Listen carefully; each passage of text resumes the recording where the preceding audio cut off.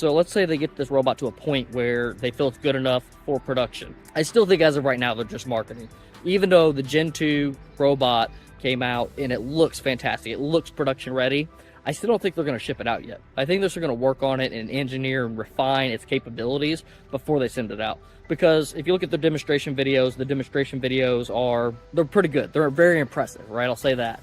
However, I know that whenever you look at a demonstration video, it's a demonstration video, and the actual usability in real life will be much less than that. You know, it probably performs like 50% as well as it did in those videos. That's just kind of how like technology works and whatnot. But I think it's going to get there, right? I have no doubt that it'll get there. I just think they're going to take some more time to do that. But however, when they get to manufacturing, they're already producing vehicles. They already have scaled up manufacturing. They have already introduced automation into their facilities and know how to ramp up automation and know how to ramp up manufacturing. Being able to convert this to the robot, which is a smaller form factor too, so you don't need as much square footage to be able to build this same product. You know, according to what I've heard on the internet, there's less components in the Tesla robot versus a car, which, you know, I kind of question that, because I feel like there's gonna be a lot of little actuators and a lot of small parts that, you know, will be a little bit more complex to manufacture and automate, but that's another story. So they're going to have the ability to execute on the manufacturing very well, right? Again, it's something that they're already doing with their vehicles, and this is an advantage. Like, a lot of these other companies don't have this capability. You know, if you go look at Google, like, what do they produce? Okay, they have a cell phone now. Okay, they have maybe Google products, like their